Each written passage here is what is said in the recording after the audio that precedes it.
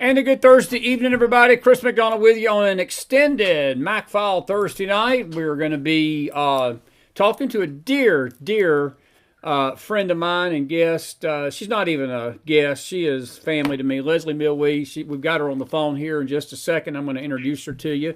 Most of you know who she is. Leslie, good to have you on the phone. I'm going to say a few words to the people, but I won't be a bad host, and I'll say welcome to the McFiles Thursday night. How are you, dear?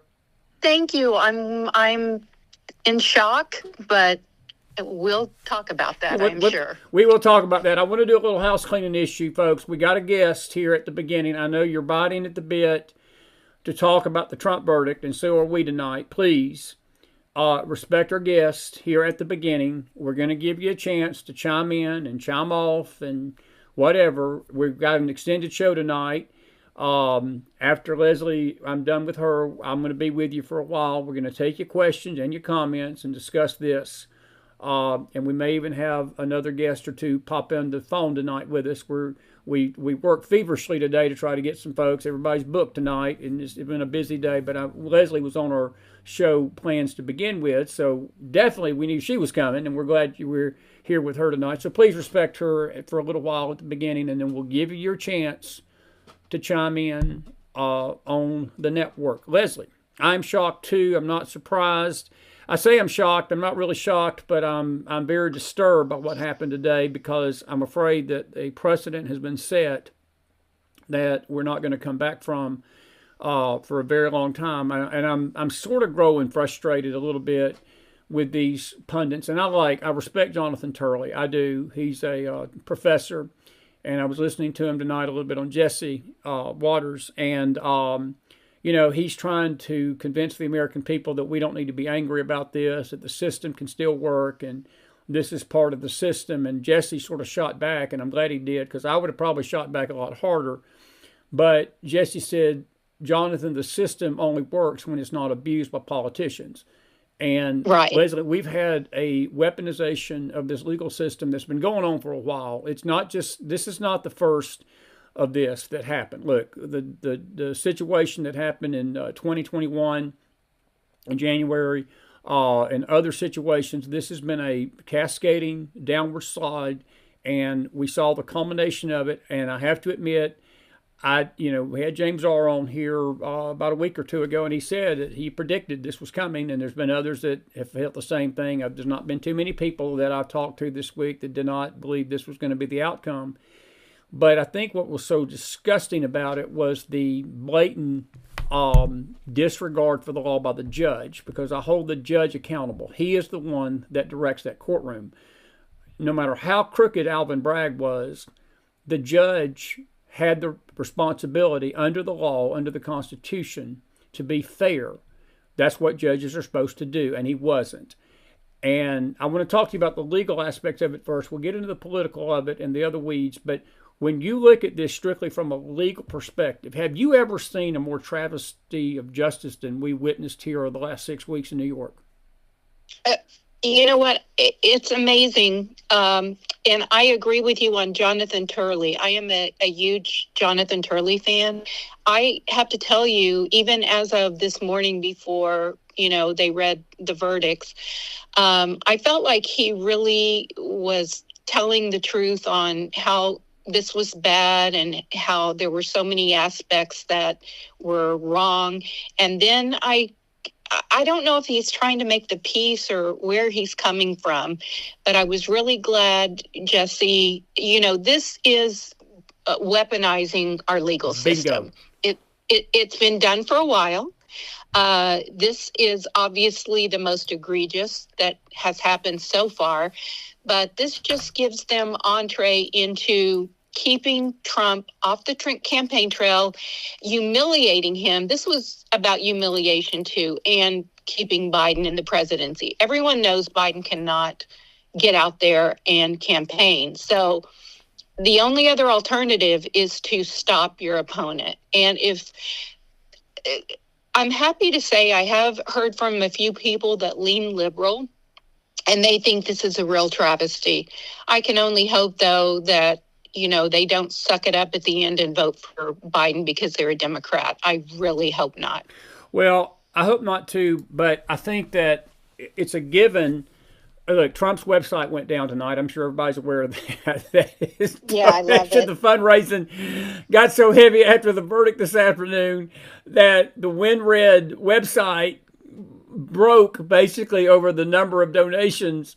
And then we had, they said that there was one, I think Jason Miller was on Jesse tonight too, and he said that one guy gave $800,000, almost $1 million to Trump tonight.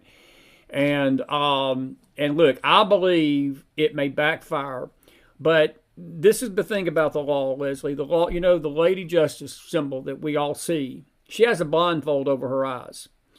And there's a reason why she has a blindfold, because it shouldn't matter whether it's Donald Trump or the janitor down at the Holiday Inn or the biggest meth dealer in America. Justice should be the same for all.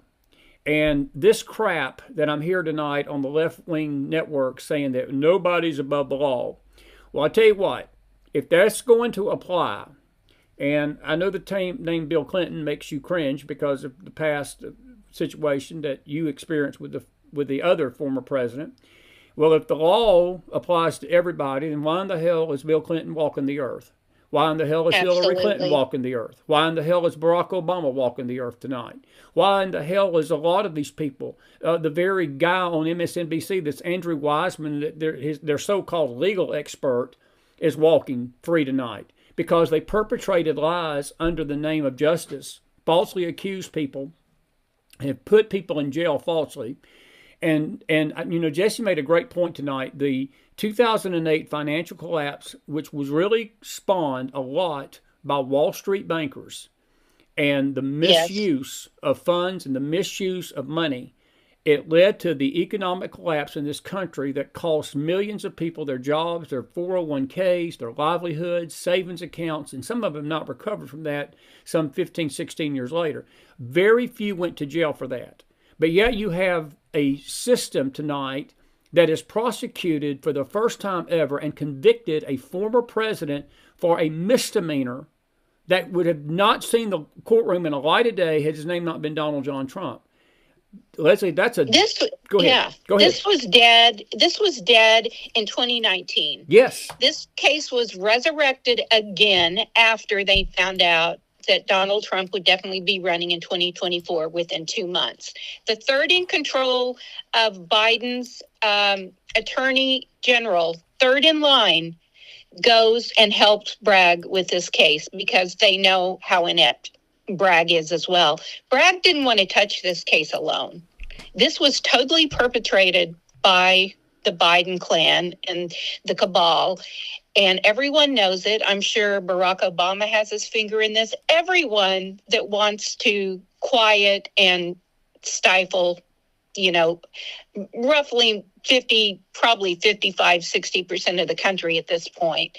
But their fear is real. They better be afraid. But I'm like you. I hope the flip side is, I really hope that it helps shine the light on people and that they, after you get over being a little nauseated and outraged, maybe we'll do something. Well, maybe, go ahead. No, that's what I mean. I'm with you. And Brett Tolman tonight, dear friend, he was on the show a few years ago. We're trying to get him back. It's he's a good man, good man. He prosecuted the kidnapping of the smart girl years ago. Successfully prosecuted her case. And he made a point tonight, and I think it bears discussing. He said, because J.D. Vance, who I'm becoming to be a big fan of, and despite Me too. whether his win in Ohio is important or not, I like J.D. And he said something tonight, and I listened to him, and my respect grew for him even more tonight.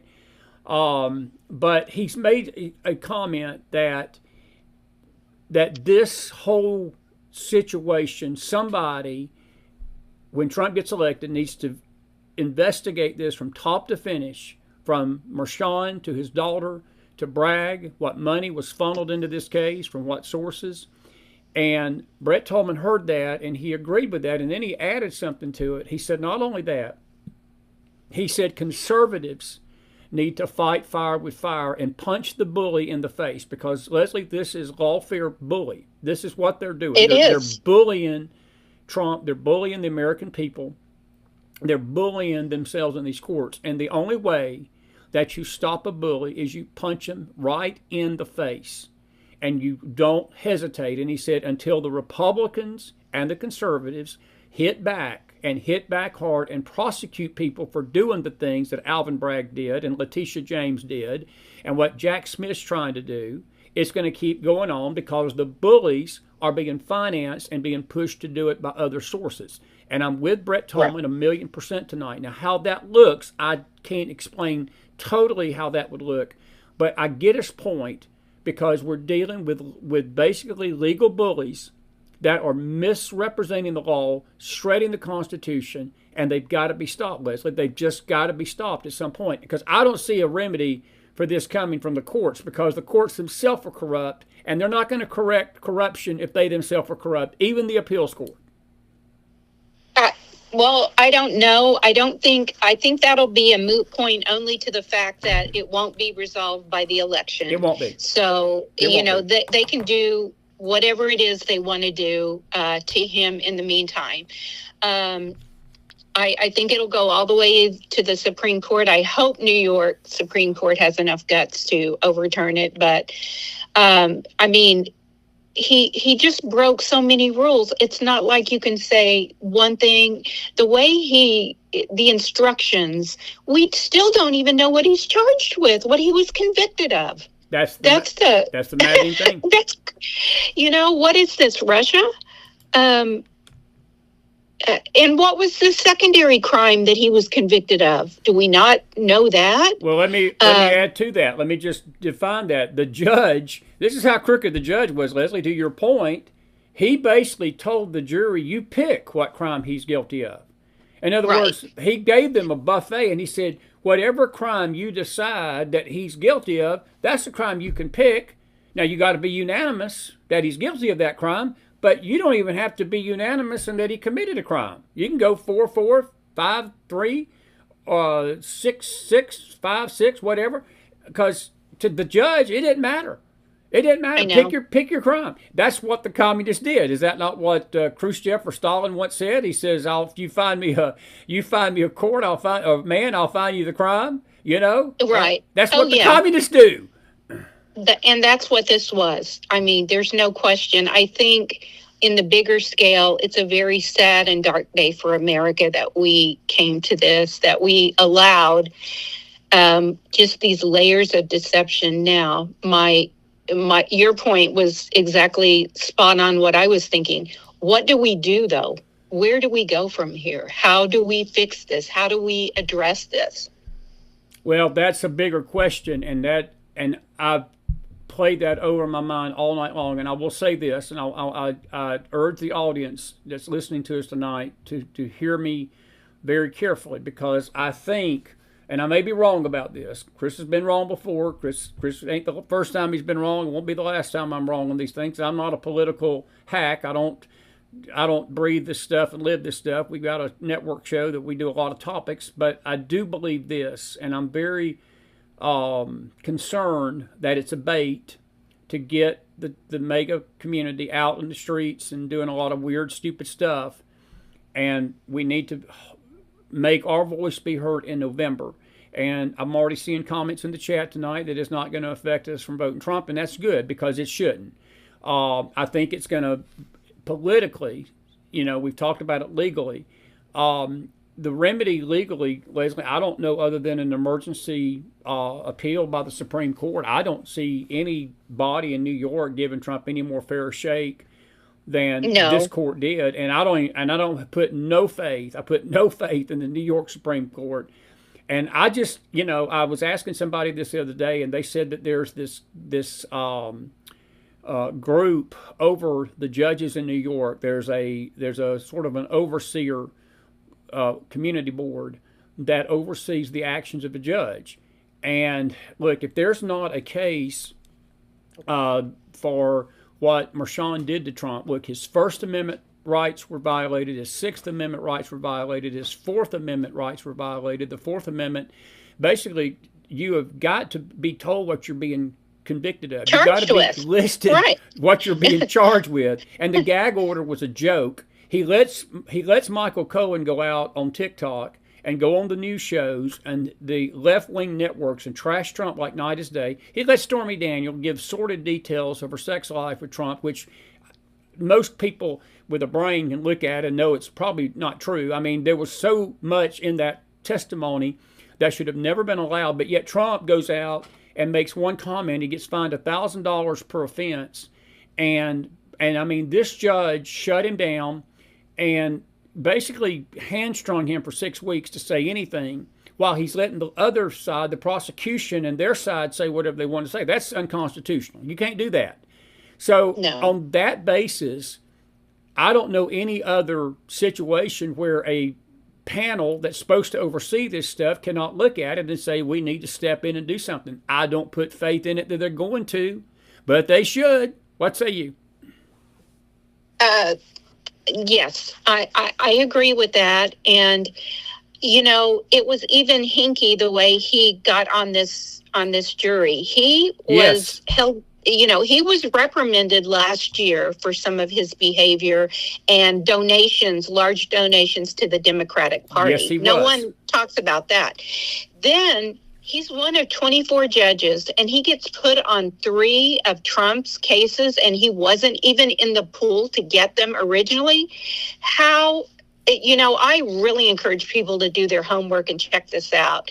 This is, I mean, this is the max you can think of that could possibly happen in a court in Russia or in a third world country. And, you know, it's basically appointing a judge to have an outcome that you wish to have and putting, like Bill and I were talking, I said, you know what? We need to have Hunter Biden here in Oklahoma to try him on his offenses. That's a great point. I think, you know, he'd get a fair shake here, just like Trump got in New York. Come on. Come on. That's what needs to happen. Well, and I know he wants to wear the moniker, I'm running against a convicted felon. Every time he says that to Trump ought to say, yeah, me and your kid, only I didn't commit any crimes. Exactly. I mean, he just needs to stand tall and, you know, to compare. I was the jury's kind of still out. I was a little disappointed in Trump's attorney was on Jesse. Did you see him? I saw that. I was a little mixed too. I know what you're saying. Go ahead. Well, I just felt like he wasn't very definitive, and I know that his hands are tied to a certain extent, but I mean, to me, he should have come out swinging and said, look, this was a travesty of justice, and you know, instead of yes and no answers, no, it really wasn't fair. I'm not going to disparage the judge. Really? Why not? Well, the only thing let me interject something right there. I get your point. What I'm thinking is that perhaps after July the 11th, when he's sentenced, then I think the gloves come off. Because at this point, maybe, and I was thinking the same thing you were, because I would have lit the house on fire. They'd have been beeping Chris's every other word on Fox News. Beep, beep, beep, beep, beep, beep, beep, beep. I'd had that Staples beep, beep, beep, beep bar on me, having to discuss how I felt about this tonight.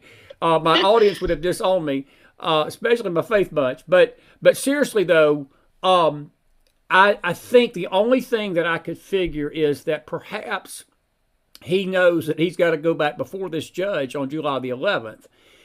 And maybe that's why, because I think I hate to use this word, it did feel like he was constipated almost to say something. Yes. It did. Yes. And I get it. And I know that there is a part of him that, you know, I want my attorney to be somebody that lights the fire. I do not want some morbid, non-emotional attorney. I want somebody that's going to light the freaking courtroom up with fire.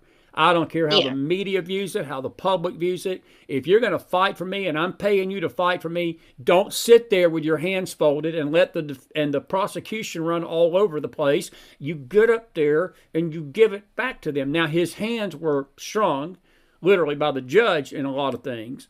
So maybe that's why. It leads me to my question of you. Sentencing is July the 11th. That's 2 weeks after the first debate. It's 4 days before the RNC. Is there a possibility? And I know that it's always a possibility. But in your humble Leslie Millwee opinion, do you believe that they're going to put him in jail? I would have said that is crazy 24 hours ago, but now I would lean more toward that than not. With it being his first offense and not being a violent crime, they would still do it? Yeah, because we live in an upside-down world. Because Alvin Bragg lets murderers back on the street the next day, but yet we are in a kangaroo court. So is that a possibility?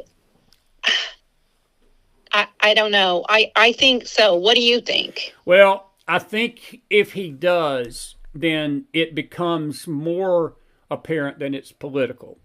What I lean to believe is that he is going to put him under probation, but put such restrictions on him that he is going to hamstring him from campaigning to a degree. And I wouldn't put it past him to not allow him to be at the RNC.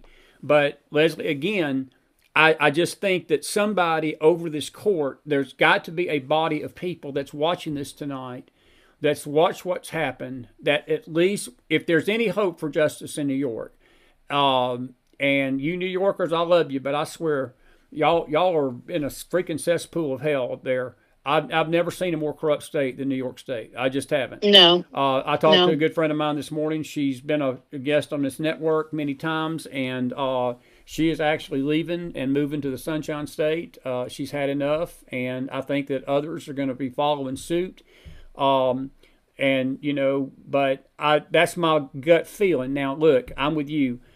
I will say this. I was listening to some of the legal experts this afternoon. Trump has got a lot of cards to play between now and July the 11th. If he files an emergency appeal, Mark Levin believes he's got enough to go to the Supreme Court in an emergency and say, look, I need your help to look at this. Because there are federal constitutional issues that can be raised as to the illegitimacy of this trial. And if that is the case, then perhaps he can get relief. I think that's his only hope between now and July the 11th. But the other thing, I'm surprised, to be frank with you, I'm surprised the judge didn't put him in jail tonight. I really am. I was too. Yeah. And I hope we make Elena Kagan cry again. And then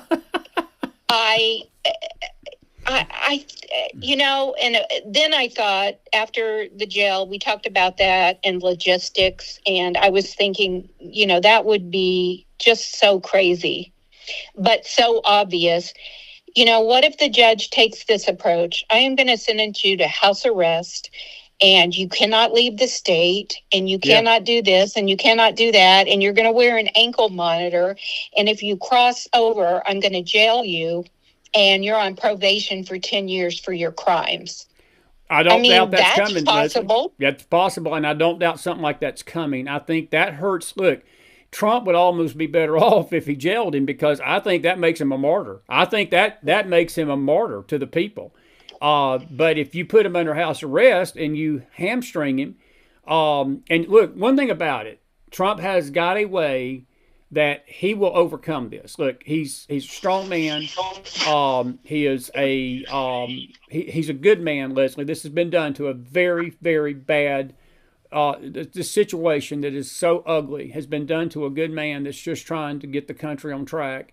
We're talking more about the legal end of it tonight. The political end is that, look, I don't think it's going to affect the voting. It's going to help him that way, but they're going to try their best to do it. And look, I know that this ain't the only game. Unfortunately, we've got a situation down in Georgia. We've got one with the documents case. We've also got one with the J6 case with the Jack Smith. And it's very sad And it's going to be just one of those things. But I'm with you. I want to ask you about the spiritual ramifications of this. We're both faith people, and Yes. I have prayed about this today. I've thought about this hard. What does this say about the spiritual state of our country? And look, I want to just tell our audience tonight, folks. Don't get upset. There's no need to get angry. I saw a meme one time, and it's really been very helpful to me over the last year. Do not hate your enemies. It binds your judgment. And the worst thing that we can do on the right tonight, the worst thing we can do is to hate those involved in this, because it binds our judgment. We need to pray for our enemies. We need to pray their schemes fall to the ground. And we need to realize this, that Leslie, the God of heaven, saw everything that happened today. He's aware of everything that happened today. He saw the backroom deals. He's seen the corruption of the judge. He has seen everything. He will respond appropriately. But the bigger issue to me, this goes way beyond Donald Trump. It goes to the spiritual barometer of the country. It's not good. It's not good. It's morally corrupt. It's funny that you said that, because I was on the way home from work this afternoon and I was praying, and, God, I know our country has, we've become something we never imagined we would be. Give me a sign. And then, you know what God said to me? I am giving you signs. Yes. This is end of time stuff. This is what happens to a nation that turns their back on God. This is what happens when you, and Trump made so many. I look back at all the great things Trump did, which he did so many, but obviously the Dobbs case and overturning abortion was such a huge thing that the left can never forgive him for. Never, ever. Great point. And, I think that a lot of that is, we are going to get you for that. We are going to get you for this and that. I mean, if you're in your right mind, how can you complain about the economy then? Or even the way he handled COVID. I mean, he was taking direction from Fauci and that chick, Deborah, whatever. Yeah. They were so evil, and Fauci is so evil, and I put blood on his hands more than anyone in this world right now. And the fact that he's lauded and people think he's great, and I'm sad that Trump trusted him. He learned the hard way, I guess. But you know what? The left is willing to do anything. I saw today where Lisa Page and Peter Strzok finally settled with the court. They sued the court for them having their messages on their work cell phones read. Mm-hmm. And I thought, how rich is that? Who would sue? Yeah, I'm on my work phone and I work for the FBI, but I sent these messages about smelly Walmart Trump voters, and I'm going to sue you because you read them. I mean, right. That again, ludicrous. Well, but let me go further than that. It's not just about sleazy text messages between two scumbag FBI agents. Leslie, you've got people walking around New York tonight free that have committed cold-blooded murder. You've got Antifa protesters that busted out windows and devastated businesses that will never recover. You've got Black Lives Matter people that have beat and molested and assaulted old people, women, children that are walking free tonight. You've got rapists, cartel people roaming the country tonight without being held to an account. You've got illegals overrunning this country, lawlessness in a measure that we've never seen tonight. Alvin Bragg won't even charge somebody with murder up there in New York. But yet, again, like you just said, you've got two scumbag FBI agents that complaining that their work phones got read and they were playing hide the salami with each other, and they're all broken up, but their love affair got discovered when they were working hand in hand to charge Trump with a false charge of Russia collusion. And so they're upset, but yet you've got a corrupt DA tonight that is basically taking a victory lap. And don't think, I think what's going to be the sickening thing, I'm going to have to stay off the TV tomorrow because I can only imagine the left, the View tomorrow, MSNBC, all these other networks, how they're going to be gloating and how they're going to be just bragging as to what happened today. And that's going to probably be more sickening than what we saw in the courtroom itself. But this goes beyond anything. This is apostasy.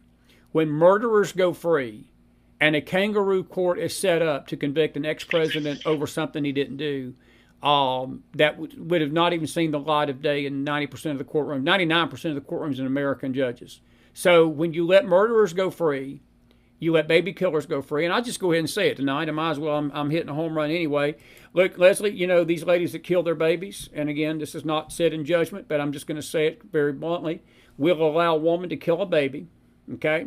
But you kill a dog and accidentally kill a dog, you get 20 years in prison. You get 5 years in prison. I know. The blood of dogs has taken more precedent over the blood of humans, and that should let us know there is no justice in the street. Justice and truth have fallen on the streets of America, neighbor. And when we lose that, Leslie, we've lost our country and our soul. Well, we've lost order through the law. I was very disappointed that Jonathan Turley didn't point that out and wasn't more adamant about it. This is a turning point. I'm not even sure now that Hunter will be convicted. I was pretty sure, but everything is such a setup. I don't know. I mean, we really knew this was going to happen, but yet when it happens, you just, I held out hope. And that's what I told God when I was praying. I held up and out hope that you would correct this, that you would make this right. And I have to understand my timing is not God's timing. And that has to get me through right now because I am not the arbiter and I don't know the future. Yeah. But well, and again, I'm with you. I think that I put it like this: the anger that we feel tonight is going to really be exasperated on a scale 100% if the Hunter Biden courtroom is not handled in the same manner the Trump courtroom was. And I think that is when we're already mad tonight, we're upset tonight, but we're going to get infernal mad if they don't treat Hunter Biden with the same legal things that they handle Trump with, okay? And you and I both know they're not going to do that because they're going to give him preferential treatment, without a doubt. Of course, yeah. And, to compare, even Trump and all the things we know now that Biden's done. And, at least they're not going to hear the documents case, I don't think, until after the election. Yeah, they won't. Hasn't that been put on hold? That's been put on hold. But that's irrelevant because Biden already got by with it. And what he did was much worse than what Trump had in a locked closet or a locked office. He had him buy a Corvette with his crack son. I mean, it's just, if you know the facts, that's what I always tell my Democratic friends. I say, just go do your homework. They don't. Just do it. They don't do that. No. Don't get your only opinion from CNN. I'm pretty sure your ratings are better. Did you see where CNN has an average audience in the 21 to 54 age demographic of 96,000 people? I said, woo, Chris is beating that. He's better than CNN. The Crap News Network is what we call it. The Crap News Network is what we call it. Oh, Lord have mercy.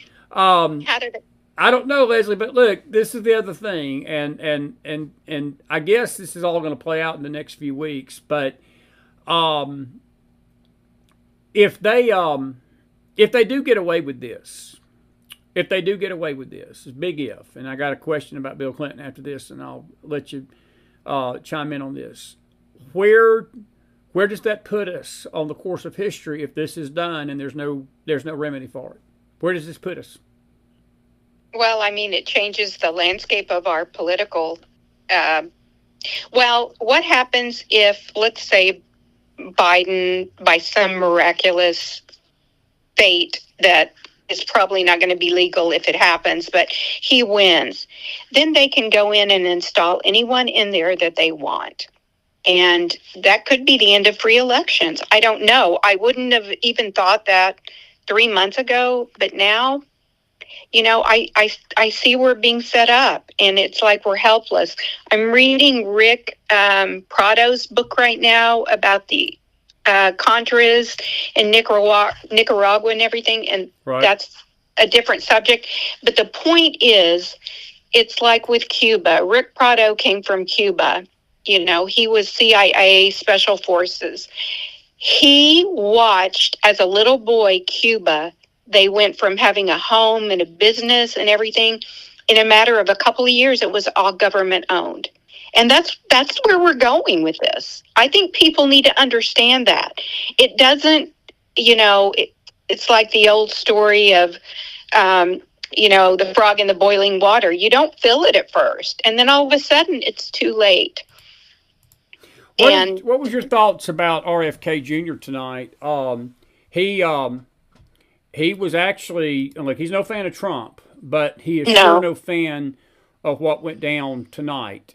What was your thoughts about him, and even Tulsi Gabbard? Like, I've always felt like Tulsi Gabbard is a red herring, or what do you call it, a Trojan horse, and I just don't. I don't know. I find it interesting that some of the people that used to be far left have now started to see some of the light. Do you think more people on the left are going to come into the realization that this could be them in these courtrooms next, if this is allowed? I hope so. I think RFK has just gotten just a teeny dose of what Biden has in store for you if you want to try to take his voters. He has no idea. He's not even been a real player in the field. So, if he were to get a larger percentage, I don't think that's going to happen. I think he's really uber liberal through and through, minus the vaccine thing. I mean, he's for abortion up to birth. Some things, as far as Tulsi, I think the one thing that makes her incredibly different than the other left-wingers is the fact that she has a military background and has a different perspective of America based on her life experience. Now, whether that's enough, I don't know. She is from Hawaii. She is liberal on many things, but you know what? I don't know that we've really gotten the real opinion of the people. RFK, yes, but what does Tulsi really feel about abortion? What do some of these people, not only abortion, about smaller government? I have to believe that she is understanding and seeing the light. I have to believe that by her comments. What do you think? Well, I'm mixed, because I've had people from Hawaii tell me that she did not help the case in Hawaii at all, and that she is like one of those that sort of goes with the wind, goes with the weather. Okay, I can see that. Yeah, and like right now, it's vogue not to be in the court of Joe Biden, but I can tell you, if push comes to shove, she's no Trump fan. And people like that bother me, Leslie Moore. I just whoever's out there saying what they got to say, just be real. Look, I don't agree with one thing RFK believes in politically and his policies. He's got some of the most radical left-wing stuff. He's a Kennedy, for God's sake. But and at least he was honest tonight, and I appreciated his honesty. He said, "Look, I don't like Trump." He said, "I'm not a fan of Trump. I don't agree with a thing he says, but this is a travesty, but he's been consistent in that." Tulsi is more of a zebra. She's one way one day, one way the other day. Those kind of people scare me more than somebody just comes out and says, "I hate Trump," and at least you know where you stand with him. Tulsi, you don't. So that's just my opinion. Yeah, I understand that. I can see that. Who do you think is going to be the VP pick? Well, I was going to ask you that because I'm curious. I wouldn't have. That's a great question. I was sort of. I've had a lot of people tell me conventional wisdom is Tim Scott. He's black, conservative from the South. Tim Scott ain't going to help Trump politically because he's from South Carolina. South Carolina's going to go Trump. J.D. Vance is more in a hybrid state of Ohio. He would probably help him more. And of all the candidates out there, I like him the best, to be honest with you. I saw something in him tonight that Trump's going to need. He's going to need a good spokesman. They're going to rip him to shreds, and you're going to have somebody that's strong enough to handle the heat. And, I heard somebody, a political pundit the other day, say it ain't going to be the presidential debate that's going to probably be the most important. It's going to be the vice presidential debate because Kamala Harris is one breath away from the White House, Leslie. And whoever Trump runs with, it's really going to, this election more than any of them, people are going to be looking at the number two person, and you're going to have to choose, do you want Kamala running your country, or do you want Trump's number two running the country, just in case something happens to either man. And so I like JD. Now, I don't know if that's who Trump's going to pick. I've heard a lot of names. I've heard Kerry Lake's name.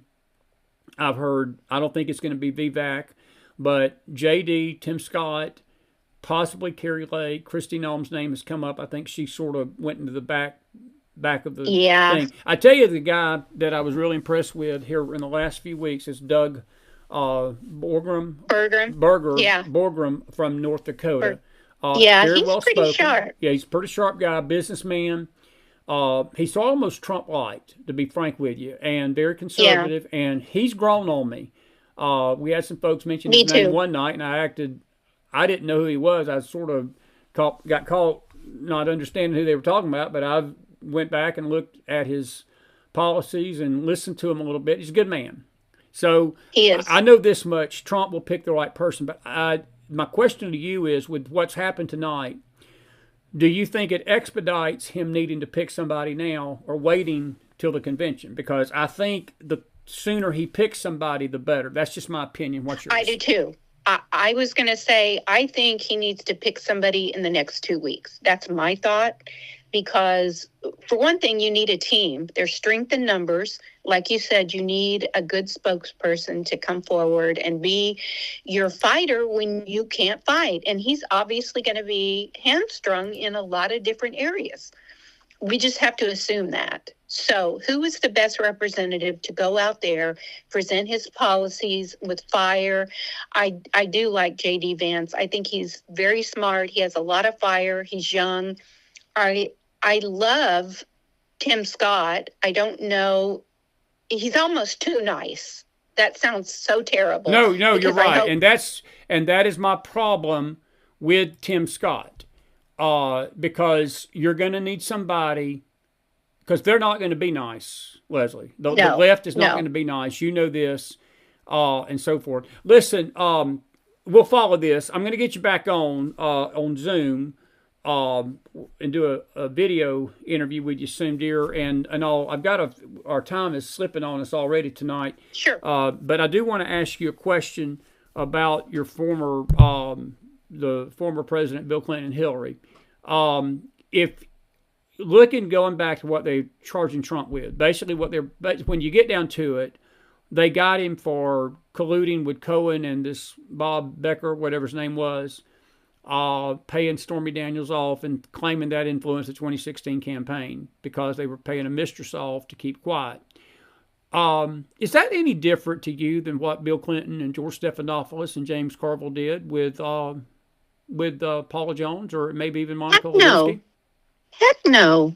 And how many others? I believe Jennifer Flowers was kept up to a certain point. Yeah. I bet there are dozens and dozens of women that have been paid off.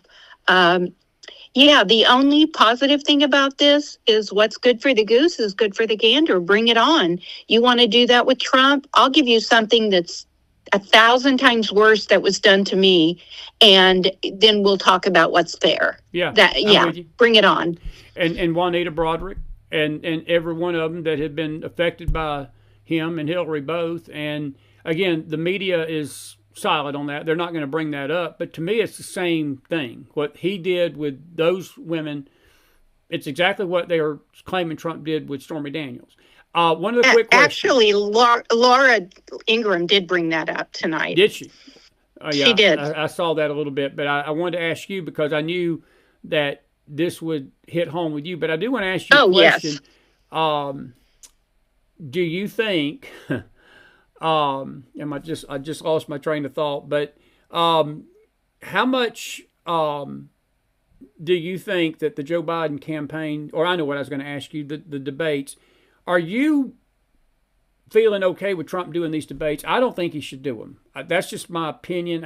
I know that if he don't do them, they're going to call him a coward and every name in the book. If he does do them, all they're going to do is get on there and bring up this tonight and Stormy Daniels and the J6 stuff and everything other than the issues of high groceries, high gas, open borders, corruption, and everything else under the sun. They're gonna make it a character thing with him and Biden.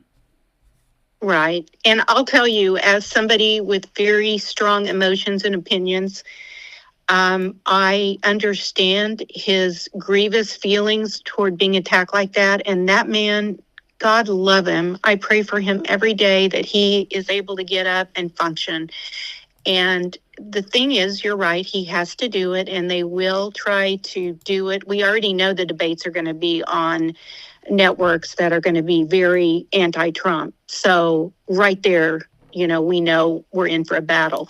But, you just have to show that you're better, and he has to remain calm. I think if he would be calm and just no character assassination, if they bring up the thing that he's, a convicted felon. Yeah, me and Hunter, and he actually did something. I didn't, period. And then you have to drop it. And I think that will be his biggest challenge, is not to go off. And going off, I get it so much. But I think he's got to debate. I don't know how Biden's going to debate. I'll believe it when I see it. Do you think they're going to replace him on the Dem side? I think that's one reason why the debate is set so early. I don't think it's so he could recover. I think it's so they can see if they can prop him up long enough to get him there. And I think if they can't, then they will replace him at the convention. I think it's all orchestrated that way. I think it's like a test. They're going to see, hey, can we still fly this flag? If not, we've got a month or so to figure out what to do. They don't want Kamala. Nobody wants her.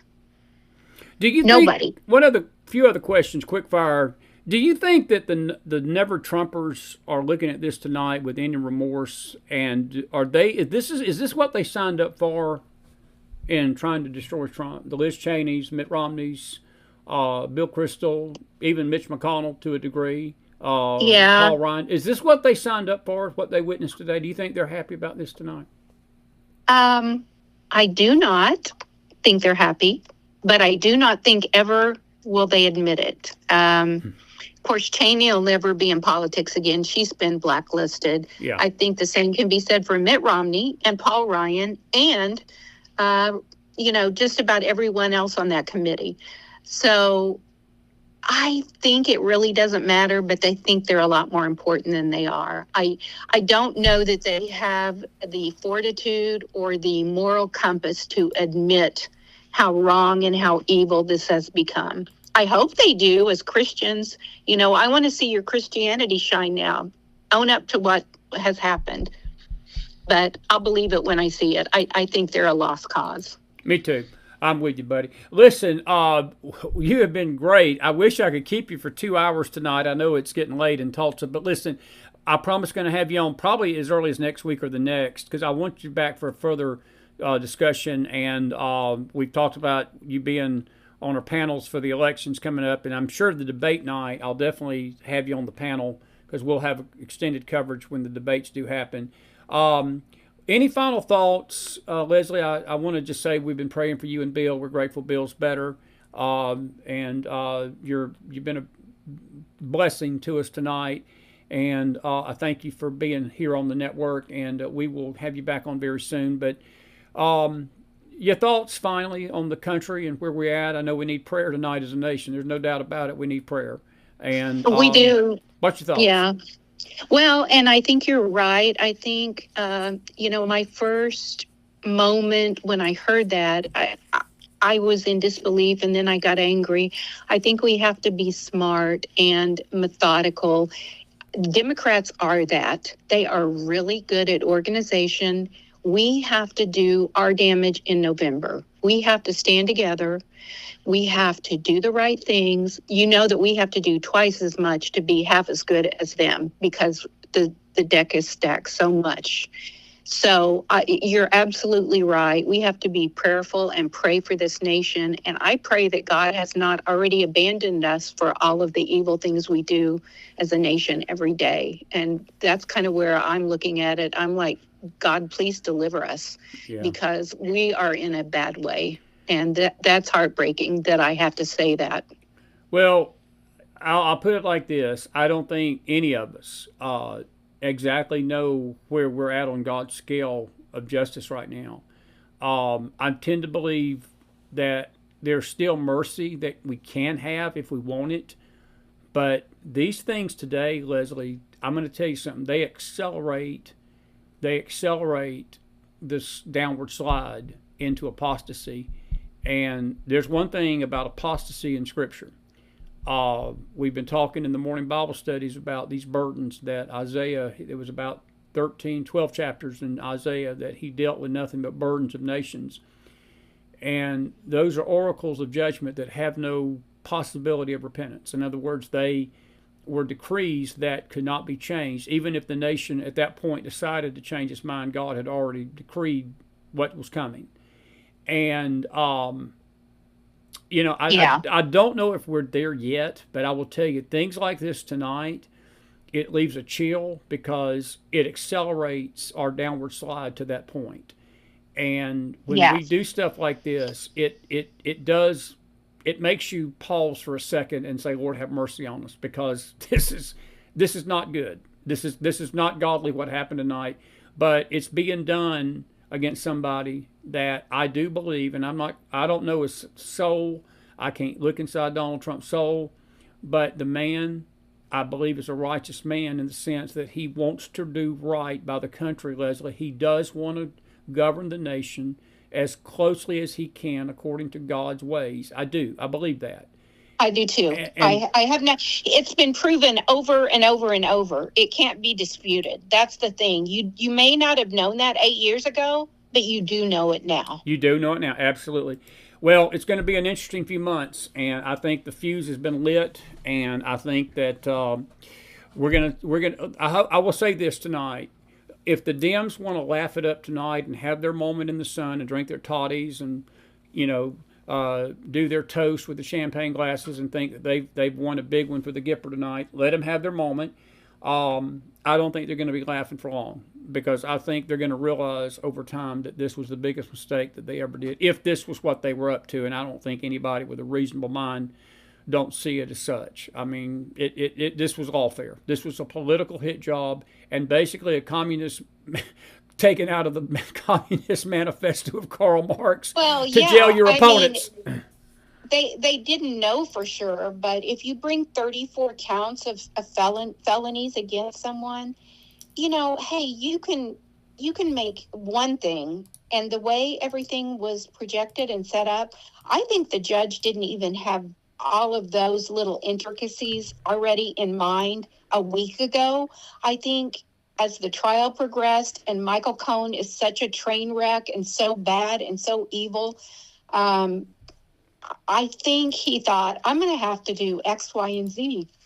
I'm sure it's orchestrated. I'm sure it's to keep Trump, one, to humiliate him beyond belief, and two, to keep him off the trail and make sure he doesn't win. Absolutely, as a convicted felon.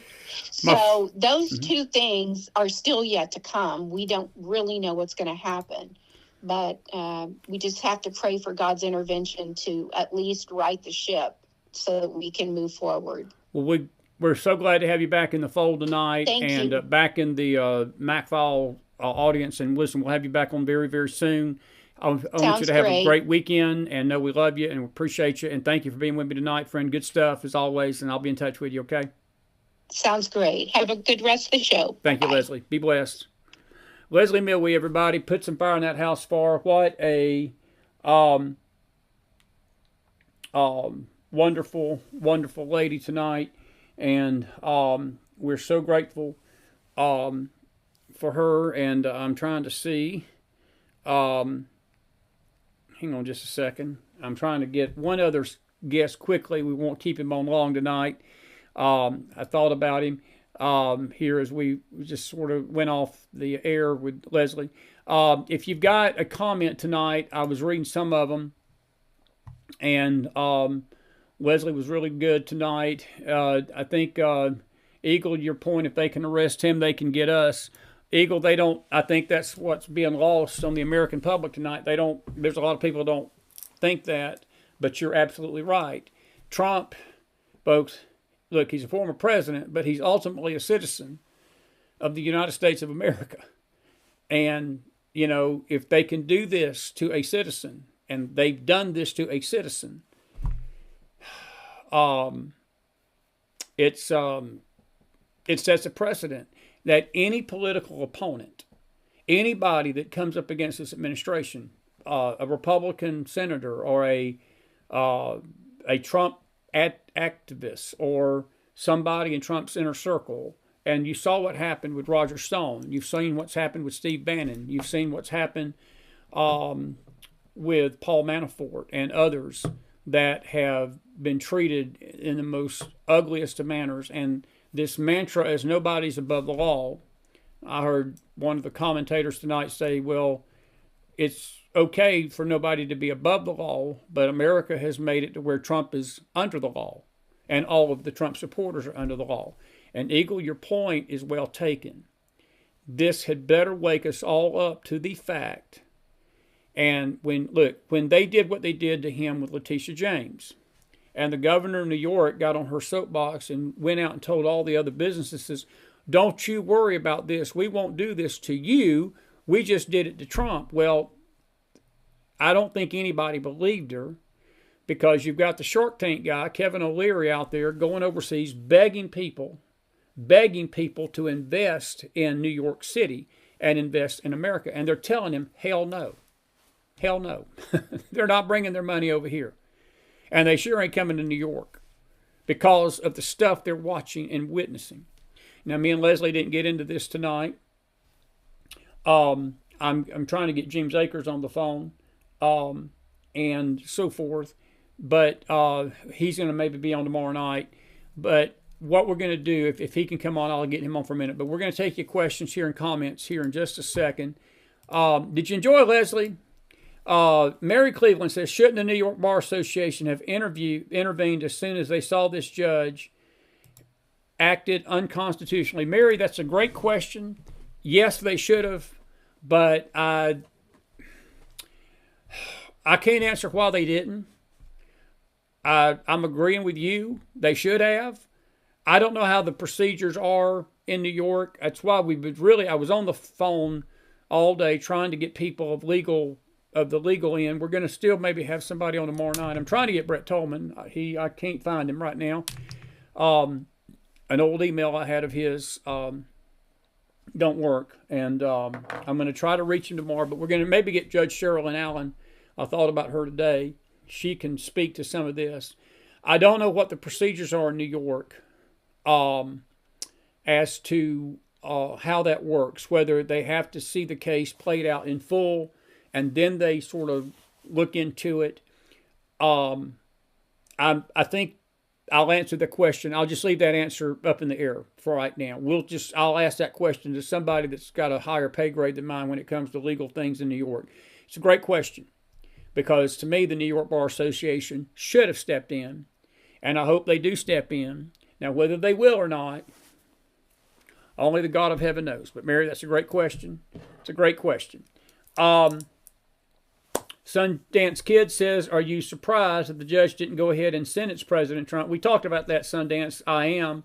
Leslie and I both were, and that's a great question, too. I sort of suspected. I was holding my breath, to be honest with you, when they came down with that guilty verdict. I was expecting them totally to haul him off in cuffs today. I was. And yes, I'm very surprised. I'm surprised that he didn't make a show of it.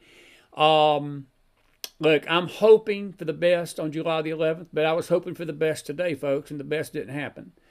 I was praying for the best, hoping for the best, expecting that maybe there was going to be one or two jurors that would see through this. Make no mistake, this was a unanimous vote. All 12 jurors voted to convict him. The problem with what they did, they don't know what they convicted him of. That's the scary thing. You got 12 jurors that unanimously voted to convict him. And the judge was saying, you got a buffet. Pick whatever crime you want to convict him of. They couldn't define what they were even charging him with. That's insanity.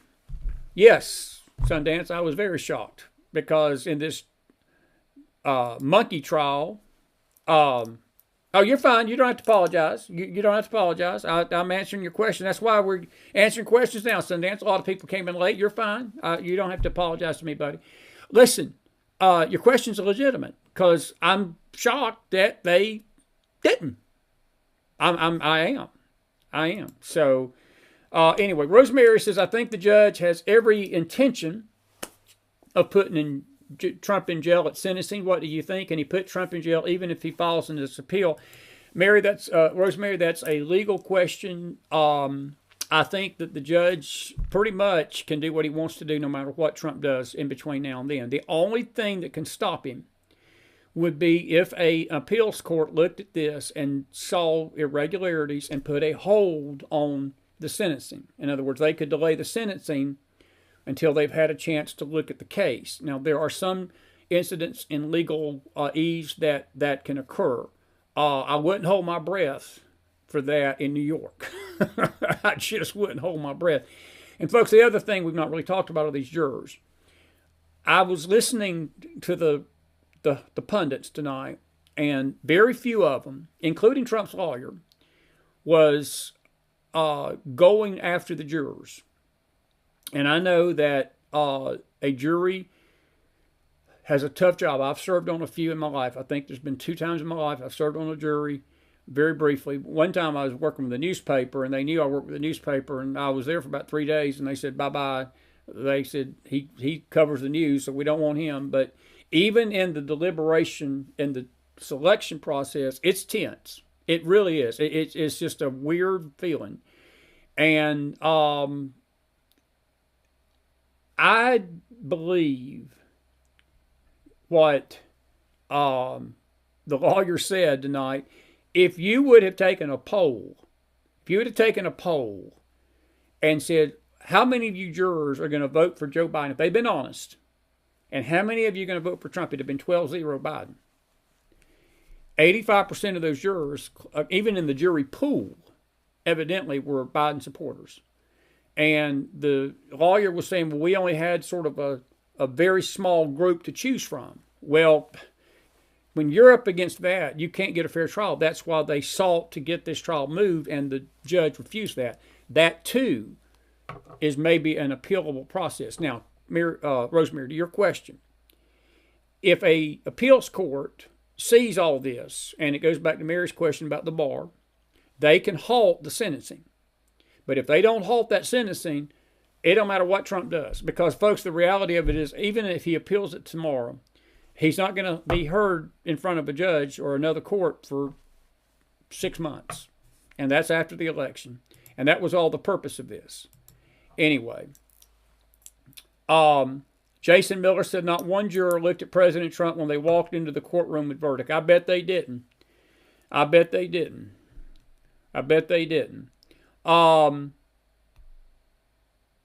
Patty, we do not know the votes on each count. There's not really been any indication of that. I don't have any idea about that. That's a good question, but I don't know.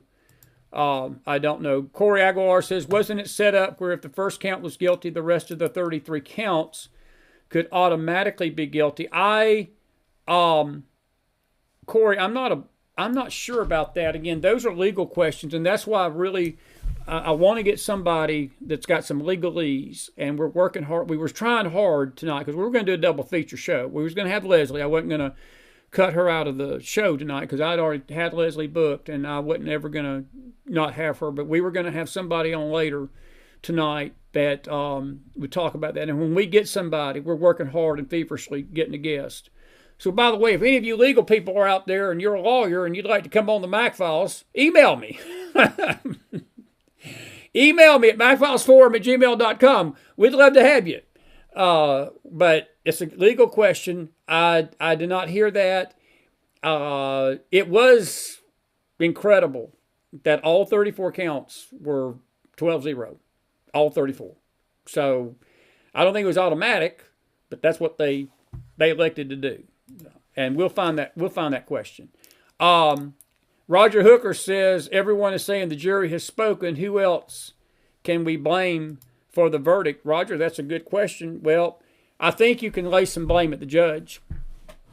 Look, Alvin Bragg did what he bragged about doing. Pardon the pun. Jason Miller would appreciate that. Alvin Bragg bragged about what he was going to do. I mean, he campaigned on the fact that he was going to get Trump. And guess what? He got Trump. And he did exactly what he was going to do. That should tell us, folks, when the left threatens to do stuff, we need to take them seriously. I know sometimes we think they're not going to do it. They're going to do it.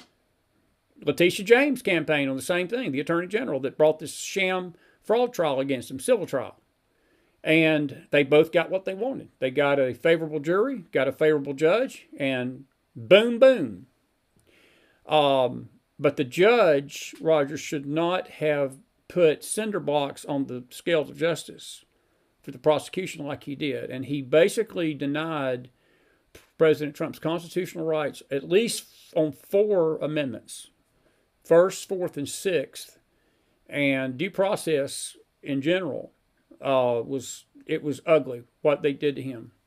And I say it again tonight, folks. These kind of things just hasten the scales of justice against this nation. When justice falls in the street like this, it's judgment's at the door. And I'm not hoping for that tonight. I'm not even predicting that tonight. I don't know what's going to happen, folks. I don't know. But it just sends a chill. But I will tell you this, it's a slippery slope that we're falling into tonight. This is what they do in third world countries. I will tell you, if we had James Akers with us tonight, or we had Brad with us, or even Eric Caron, or any of these other foreign policy people that have served overseas, they would tell you tonight they witnessed this kind of stuff in banana republics. And that's what we got. That's what we got. Anyway, and Lane, I'll agree with you in Facebook. There's no way he could have got an impartial jury. There's no doubt about it. Sundance Kid, I like your comment. It says 2 lawyers on the jury should not have happened. I'll agree with that. And so forth. And Lori, we don't know for sure if the I'll put it like you comment, Lori, about the judge being paid for. Look, I'm not going to go that far. I think he was influenced by politics. I do. His daughter was a Biden donor. He was a Biden donor. I'll put it like this, Lori. If they find out he was bought and paid for, that's called bribery. And he will go to jail. And unless he's good at hiding his tracks, and that is investigated, that needs to be investigated. I'm with your sentiment. It's a possibility. We can't say that for sure tonight. But it needs to be investigated. It needs to be investigated at the very least. And if it's found that he was paid off to do this, then let the consequences fall where they may. Again, I wouldn't hold my breath. I wouldn't hold my breath. Jason Miller, what are the odds on the same day President Trump is convicted that 2 FBI lovers cut a plea deal? Jason, that's a great question, and no coincidence. No coincidence. Ain't it amazing? It's amazing, ain't it? That's what a corrupt justice system in a nation does, folks. That's a corrupt justice. You know, we just celebrated Memorial Day Monday, and that day is set aside to honor men and women that have died for their nation in battle and shed their blood for our freedom, to keep us free of this fascism. And I just wonder tonight if we were to talk to them and be able to bring them back and sit back and say, hey, look at the country tonight. Is this the country that you shed blood for? I don't think one of them would say, yes, it is. I don't think one of them would say, yes, it is. And that's what's so sad to me tonight. We have shed blood, and this is what we've gotten. What happened in this country today, and you don't stop name on YouTube, I don't know what your real name is. What happened in the country today was an abomination. I was in tears all afternoon. I don't think we are a Democrat Republic anymore. Look, I understand. Shed your tears. I'm with you. I was angry. I felt a chill, literally. I did. I put my face in my hand when I heard it. I couldn't even look at the television. It was like a numbing. I felt numb. I was sort of like Leslie. I was shocked a little bit at first, angry after that. I felt a solemn peace come over me, knowing that God sees what's happening. We need to turn to Him. I asked the Lord even tonight, because folks, I knew I'd be on this network tonight. And I said, Lord, what do I say to these people? What do I say tonight? And I'll give you a little insight to what I felt like. It kills me when people say, God told me, God told me, God told me. I'm not saying that in that vein tonight, because a lot of times when people say God told them things, God didn't tell them those things. It's their own flesh talking, or they're hearing other spirits. But when I say this, He laid this on my heart to say. And the reason I felt like I knew it was Him is that He said the same thing to me in January of 21. It was almost identical to what He told me that day coming home from up north on that fateful day in this country. I said, Lord, what are we going to do? The network, the country's disillusioned. Christians are disillusioned at what happened in the election. What do I do? What direction do we go? And I never will forget it. That day, coming back home, He said, change the focus of the network to faith. Change the focus of the network from politics to me. Point the people to me. Tell them to get their eyes off of Washington, D.C. and put them on me. This afternoon, as I was praying about what had happened, I felt the same leading to come on here to this network tonight and say the same thing. Our focus tonight, folks, cannot be on Washington, D.C. and New York. Our focus must be above. If you're a child of God tonight, and many of this audience is, maybe not all that we're speaking to are saved tonight, but there's a lot of people in this audience that are saved. Our focus and our faith cannot change due to the events that took place in New York today. If anything, we need to dig deeper, and we need to humble ourselves even more and realize that if we will keep our focus above, God will deal with this situation. But whatever happens, folks, from here to this nation, I've always said this, and I'm going to say it again tonight, it don't even matter what happens in November to a degree.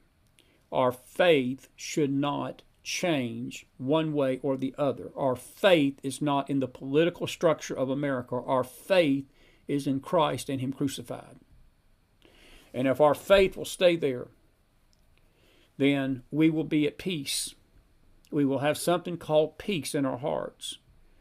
And while we may be shaken, while we may be disappointed, while we look at this and it troubles us to no end like it has done me today, just like it's done all of you, while I hurt for President Trump, I think about President Trump, folks, not just as a candidate, not as a political candidate. I think of him tonight as the man. I think about him, how he has to go home to his wife and his children, how they must feel tonight.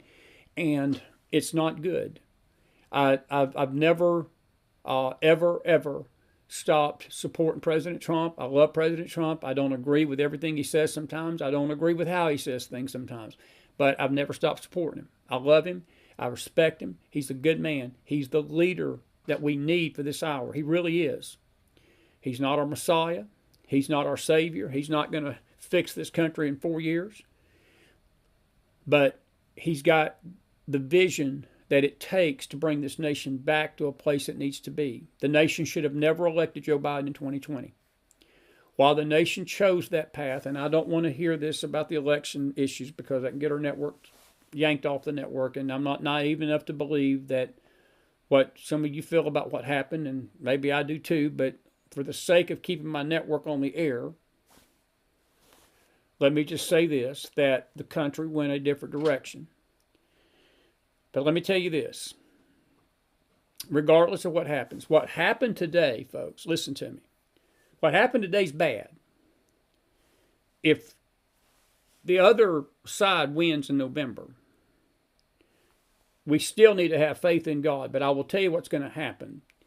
It's going to be harder for the church to function. It's already hard for the church to function tonight. It will get just a million times worse because they will go after faith. They will go after the faith people because they will have a carte blanche 4 years with nothing to lose. And then things are going to get real in this nation like we've never seen them in a bad way. I think they're going to get real in a bad way even if Trump's elected. If you don't believe that, just think about what we went through from 2016 to 2020 and put that on steroids.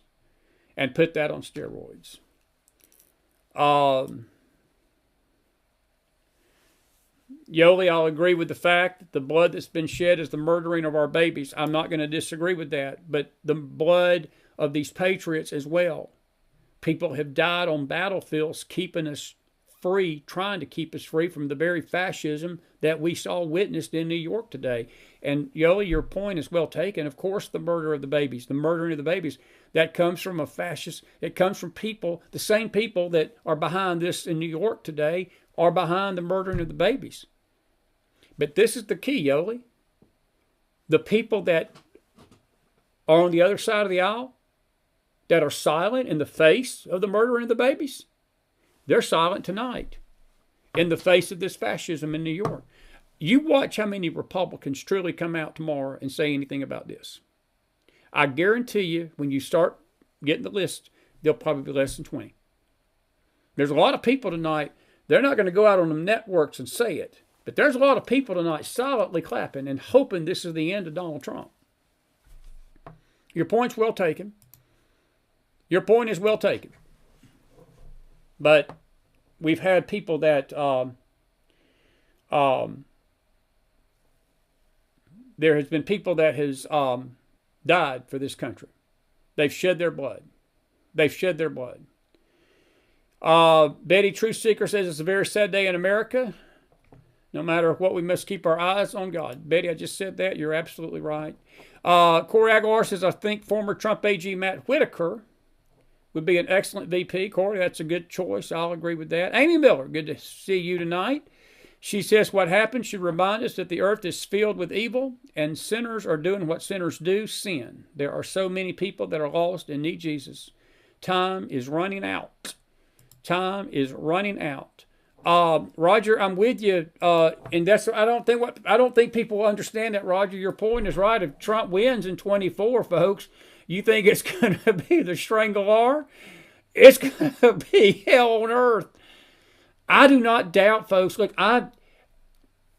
if there's any silver lining in this tonight, the left is so stupid. I don't mean this bad tonight.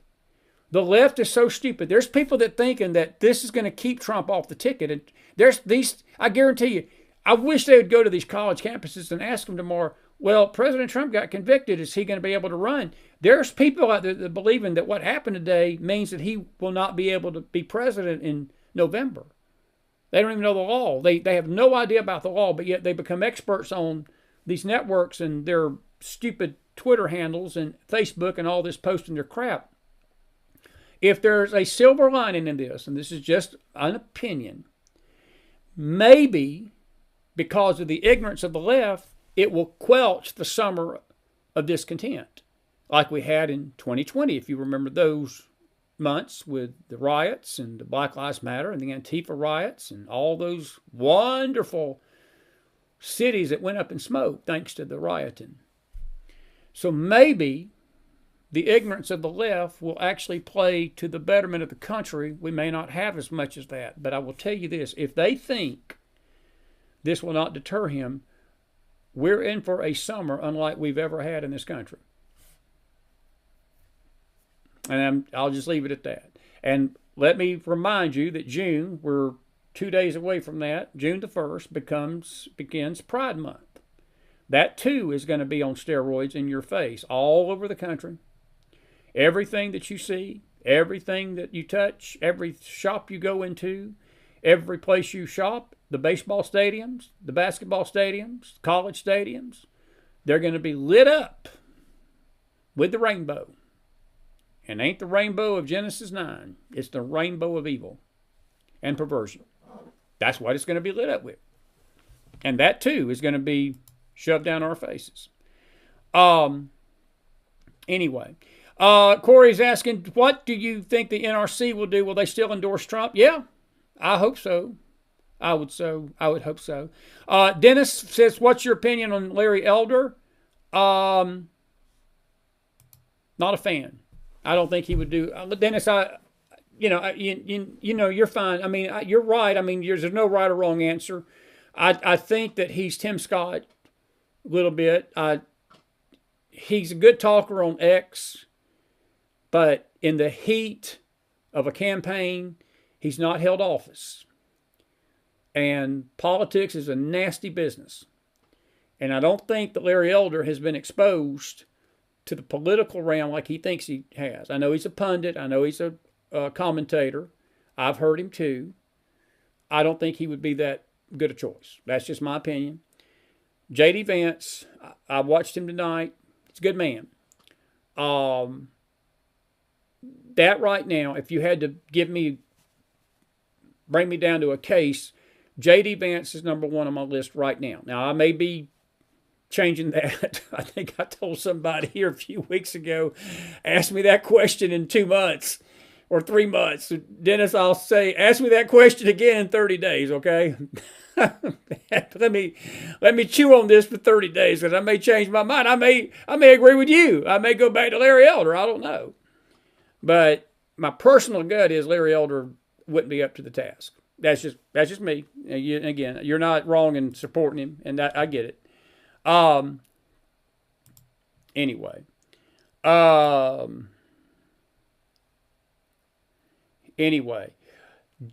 JV says, do you think nuclear war is coming to the U.S.? Davey, I don't want to predict that. I think that there are enemies. I'll phrase it like this, Davey. There are enemies out there in the world that they would do it in a second if they could. Now, whether they will or not, I don't know. I'll say it like this. There's still Christian people in this country. It's small. It's very small. And they're getting smaller by the minute. But there's still people that are praying. They're praying for this country. And they're praying against such. And I believe God is listening and holding back a lot of things that probably would avalanche on this country and destroy it in 3 seconds. But because of the prayers of the saints, those things we're being protected from that still to a degree. No matter how bad the country may seem tonight, no matter how evil it seems, there's still a remnant of people that are praying. I know that because I'm one of them. And I know there's others out there that are. And it's probably more than a few. But that little group of people are the fiber that's holding back great judgment on this country right now. And I can't say with 100% yes or no to that. I don't know. I'm not praying for that. I'm not hoping that. It'd be the end of this country. I know that. But there are enemies out there that would want that. There would be enemies on that country. Let me do this. I've got somebody that just said they would come on. Let me call this gentleman. And he Such a good guy. He is going to become the co-host of the McFiles. Let's see if he'll answer the phone here. Oh, Lord have mercy. But anyway, good question. Good question. Hey, Hello. James Akers, how are you, man? I'm doing fine. How Good. are you doing? Well, I just told him that you're going to become the co-host of the McFiles. You keep this mess up, you're on just about every week. You're up to twice a week sometimes, man. You're going to become my co-host. Well, that would be an honor, I tell you. That would be an honor, too. Listen, we're going to still take your questions out there. We'll keep you on about a few minutes. And I want to ask you a question. I know it's been a bad day for the country. What's your thoughts on what happened today? Well, I just think, I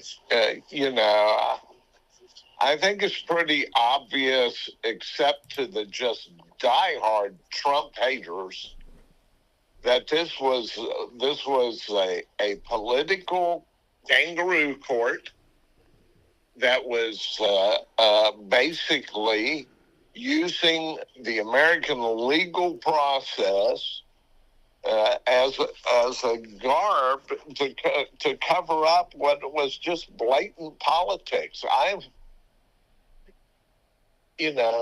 just it is so frustrating. Does this mean that in the future, everyone who is a conservative, successful in business, refuses to tout the Democratic Party line, can be dragged into one court after another? Yes. I am just so frustrated with the American legal system. Yeah. And my wife says, well, what about the American Bar Association? I said the American Bar Association is further left than teachers' union. You know, it's just a disgrace what is happening in this country. The legal profession, and particularly the court system, which used to be the envy of the world, enjoyed the highest confidence rating of any institution in the United States. Yeah, me and Hunt actually did something. Go ahead. Is now, they've made a mockery of it. I'd like to believe something different, but it just smells bad to me all the way down the line. Yeah, it does me too. But to answer your question, yes, that's exactly what they. That is exactly what we've developed, my friend. And look, I wanted to bring you on for a few minutes. I know it's late. I'm not going to keep you long tonight. I'm going to have you back on for a longer interview, maybe as early as tomorrow night or first of the week. But I do want to ask you about the ramifications overseas. That's a few of the pundits have talked about this tonight. How do our enemies, James? How do our enemies view what happened tonight? You got to believe that Putin is laughing, Xi is laughing, the Ayatollahs in Iran are laughing, North Korea is laughing at us tonight, Mexico is laughing at us, because some of these third world countries, you and Brad did such a great show last Thursday night with us. You all have served in some of these theaters. My friend, this is banana republic stuff that you all have stood in the gap for with the CIA and fought against this coming to our shores, correct? This is what happens in the third world, where your legal system becomes totally politicized, and we are starting to see it here in this country. I'm just absolutely so frustrated with it, and because I love I love America, and I love the American system of law, which was a showcase for the rest of the world, and it is becoming tarnished, and I really just deeply regret that. It should be different. It should be impartial. People shouldn't be allowed to use the courtroom to grind political axes.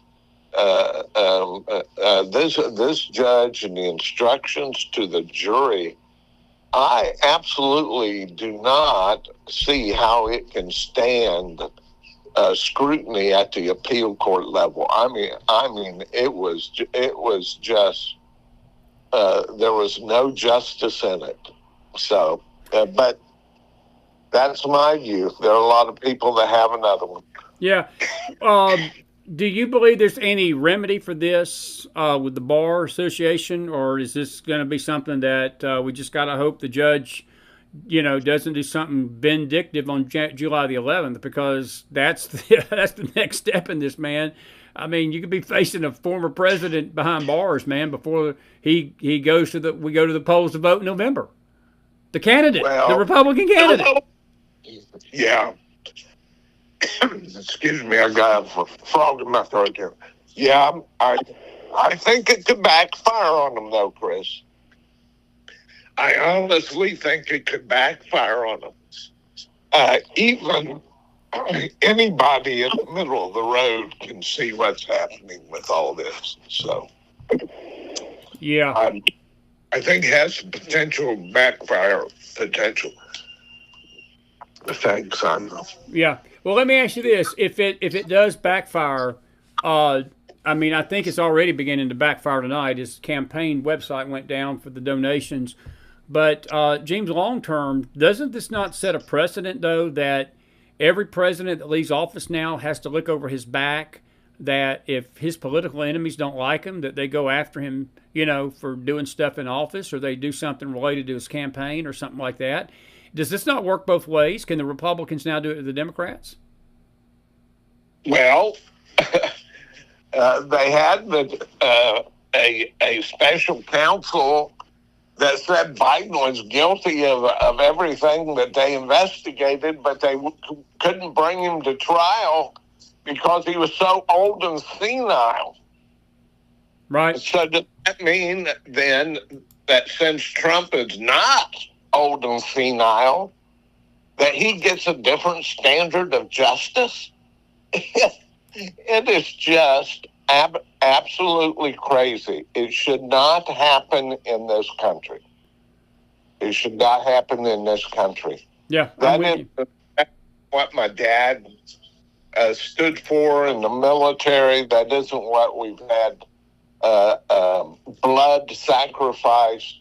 It was for an American way of life that when push came to shove, when matters came to a court of law, that there would be equity and fairness at that court of law.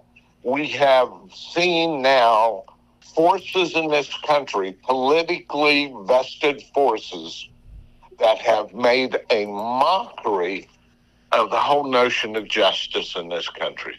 And I think that's the lesson that the people abroad are going to take. Wait a minute. We have been taught all this time that the American system was superior because it was fair. Everybody was treated equally in a court of law. The courts were highly respected and they were independent of political pressure. And now, look what's happening. They're no better than we are. I'll agree. No, I'm with you 1,000%. Rosemary Arnold makes a good point. Only the Republican presidents have that to worry about. Because, and James, I heard somebody say this tonight, one of the political pundits, Brett Tolman, he's a good guy, legal guy, and he said the Republicans need to fight fire with fire. If we would do it one time to the Dems and push back and hit the bullies in the face, because that's what this is. It's legal bullyism. I mean, that's all it is. It's just basically, it's legal intimidation, legal extortion. We do it to them one time, it would stop, because they'd get the message that you're not just going to do it to Republicans. This standard goes both ways. We're too scared to do it. And I totally agree with what Brett Tolman says. And Rosemary's point's well taken. It only happens to Republicans, brother. Yeah. Yeah, it does. At least in recent history, it does seem to be completely one-sided. I would have to agree with her. Yep. Well, listen, man, I know it's late. I got to say goodnight. We've kept these folks almost 2 hours tonight. I'm going to say goodnight to them. Please hang loose tomorrow. We may get you back on for a full interview tomorrow night or first of the week. And thank you for your thoughts on this tonight, and prayers for our country, man. I know you're one of these people I mentioned a while ago that's praying, and I know you're praying for our nation like we are, and your dear friend, looking forward to seeing you soon in person and fellowshipping with you. Thank you for being with me tonight, as always. My pleasure, Chris. Always enjoy being with you and your audience. We enjoyed you last Thursday night, enjoyed you tonight, and we'll see you soon, James. God bless, friend. God bless. Thank you. Bye. James Akers, everybody. It was good to get his thoughts on some things before we said goodnight to you tonight. Now, I'm going to go back to the chat room. Corey Aguilar says the only fair trial for Trump is the case in Florida. I tend to agree with that. Liz Goldman, good to see you, Liz. Make America Great Again has never had a greater meeting until tonight. Liz, I cannot say amen to that enough. Karen, your question, how on God's green earth do we, the people, fight through this corruption at the government at highest levels? It's a simple answer, Karen. It's complicated. We make it complicated. The simple answer is we vote, and we fight the swamp in our own backyard. We take interest in our elections. In other words, we volunteer at polling booths, and we volunteer in the processes, and we pray. And we pray, and we do what we can. That's really all we can do. We're not a banana republic that we go into the streets, even though the left does this. See, I was thinking about this too tonight. It's amazing. I want you to picture this scenario. Think about what would have happened had this been reversed. Let's just say that Trump was in office, and he was running for re-election tonight, and they did this to Joe Biden, or they did it to Hillary Clinton, or they did it to Barack Obama, or Michelle Obama. Let's just say he was running against Michelle, and they brought her up on some trumped-up charge. A Republican DA did this. Do you not think the media would be screaming bloody murder? And I predict that the cities in the Midwest and the Northwest and these liberal cities would be up in smoke tonight. It'd be rioting like you would not believe. And if Michelle Obama was on trial or somebody, it would be racist. It would be a racial thing. They turned it into a racial hit job. The right, you see, we've got something called character and class, and we operate on a higher plane. And we operate on a level of character, and we don't go out and do this stuff. We're mad tonight, but you're not hearing of any rioting. You're not hearing of any street thuggery. You're not hearing of people taking glass and throwing it into windows and burning buildings and burning cars and doing stuff that they shouldn't do. You just not, unless there's some isolated case, there's no cause for that tonight in any level of the Trump campaign, the MAGA movement, or any other movement. There's no cause for that. We're upset, as we should be. We're disturbed by it, as we should be. We're praying tonight, as we should be, but we're not rioting. I guarantee you, if it was the other way around, I wouldn't promise you that that'd be the case. And I think that's a fair statement. And the opinions are mine. The opinions are mine.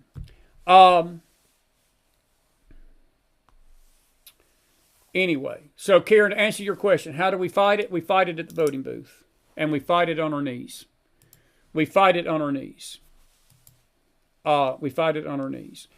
Kill Zealous says, doesn't this mean we have no judges in D.C. and New York and California who are not left-wing activists? Well, Zealous, I don't know. I mean, you know, some of these judges are Trump judges. Some are Biden, Obama appointees. Some go back to the Bush years. I mean, it's a mix. I don't think it's fair on either way to throw a blanket and say all judges are corrupt, no more than we can throw a blanket and say all judges are legitimate. I think it just depends on the judge.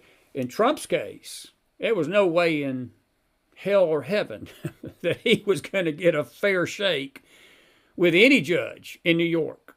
It just wasn't. And it's sad, but that's just the way the cookie crumbles.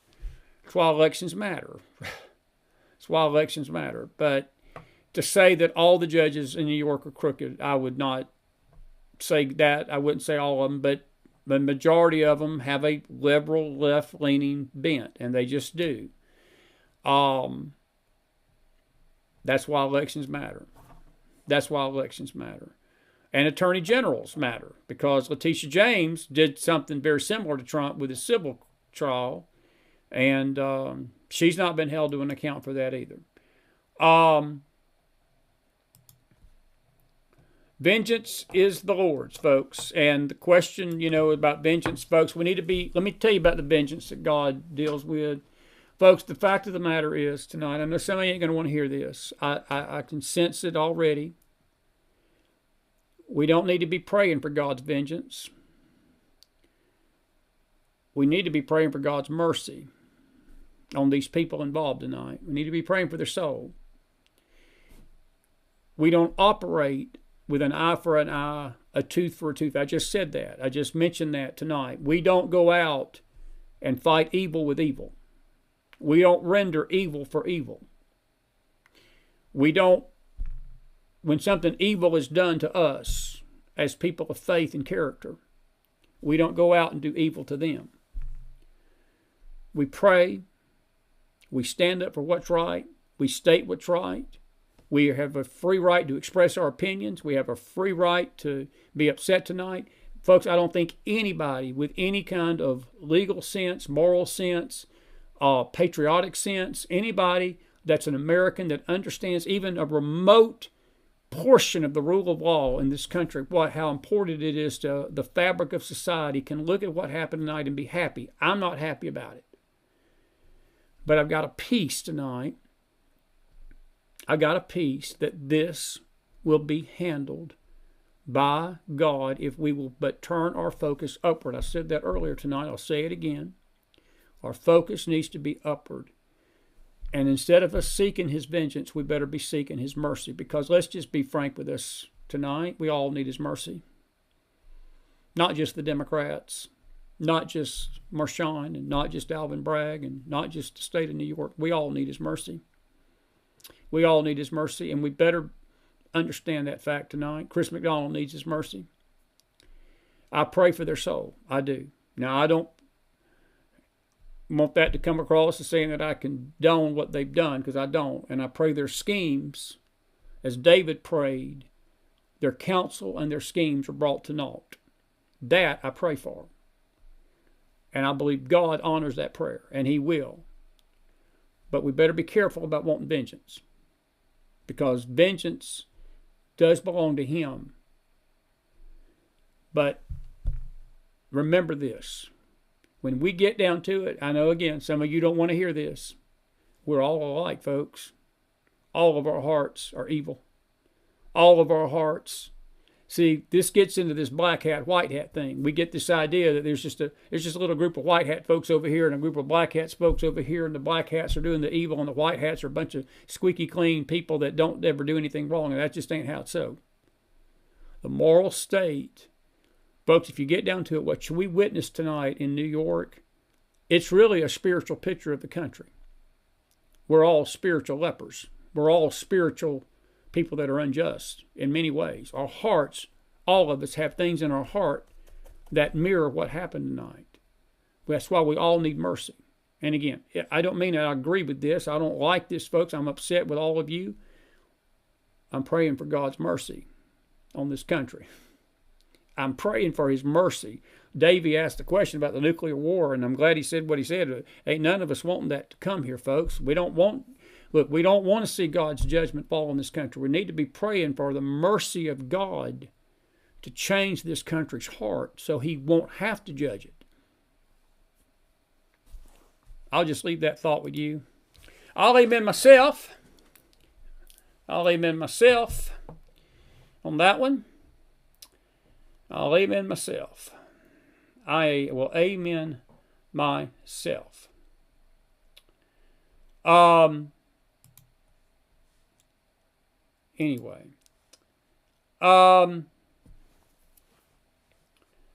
Amy Miller says the difference between Trump in office, reversing roles, and bringing charges against people like the Clintons, Obamas is that any charges he would bring against them would probably be charges of true crimes that were committed. And Amy, that's a good point. That's a great point. And see, this is how, as we got to close, we got to wrap this up tonight. We've been going right at an hour and 40 minutes. And I'm going to say goodnight after this. Amy, that's a great point. And I think somebody else made that, Zella may have made that point about the charges against him were trumped up. He would bring a true charge. But the media would spin it the other way around. They would spin it as Trump was bringing false charges against them. You know what that goes to, Amy? It goes back to the word I said a while ago called apostasy. Apostasy. That's when a nation reaches a point that it calls evil good and good evil. In other words, it can't discern what's legal and lawful and right and that which is not. And the lines are blurred to the point that the public can't see it either. That there's a haze that comes over a nation that they don't discern good from evil. That part of this should trouble us more than anything else. Because tonight, I'll guarantee you, tomorrow when you go out in that world, mark my word, and we'll be back on here tomorrow night. I'll let you chime. Free for all Friday tomorrow night. We don't have a guest as of yet. We don't have a guest as of yet, but we're going to get one. Listen, you're going to have your buddies, your liberal buddies, and your liberal family members. They're going to be doing this tomorrow. I guarantee you. There are going to be people out there that you all, and I'm going to associate with and run into, they think this is a grand old day for the country.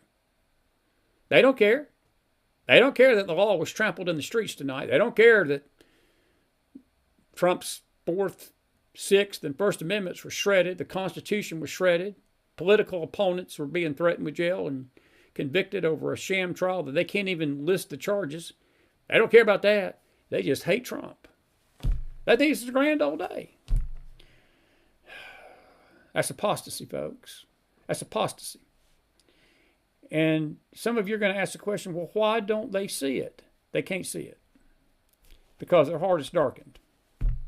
And when your heart is darkened, blindness occurs with your eyes too, your spiritual eyes as well. It happened to Israel. And it's happening to us tonight. It's a sad state of affairs. It's a sad state of affairs.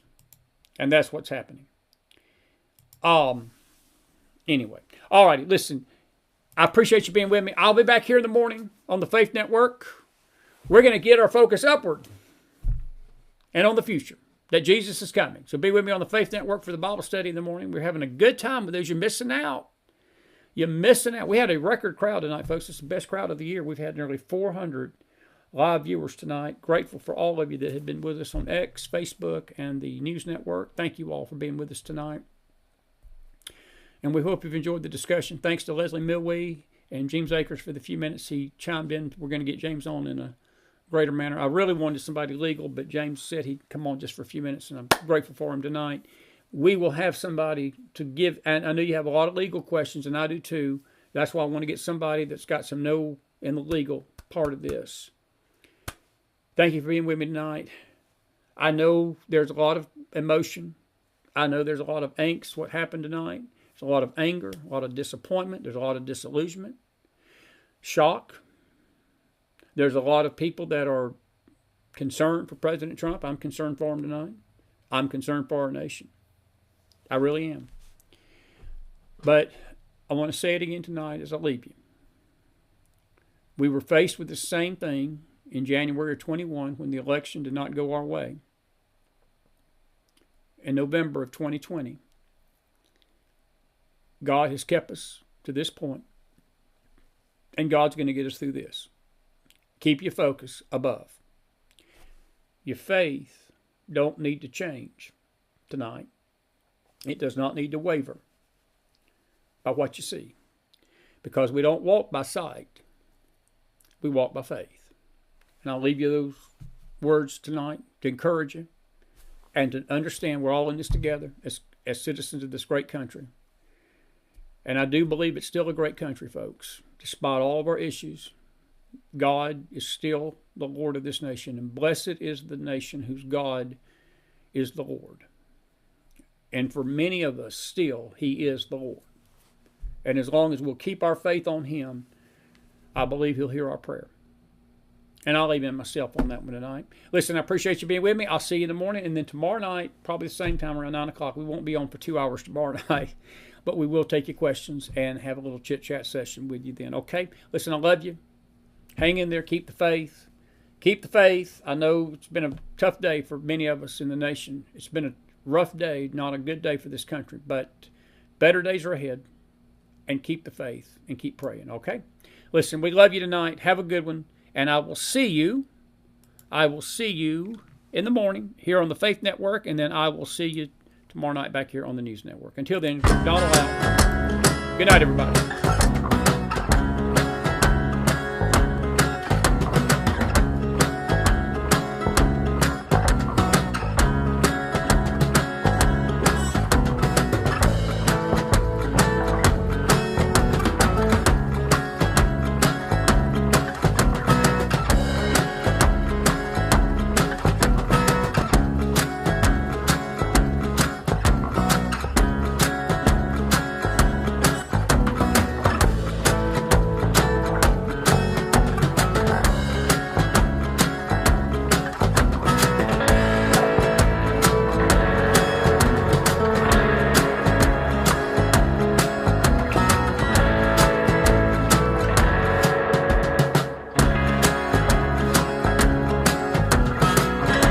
If you like the show, like and subscribe.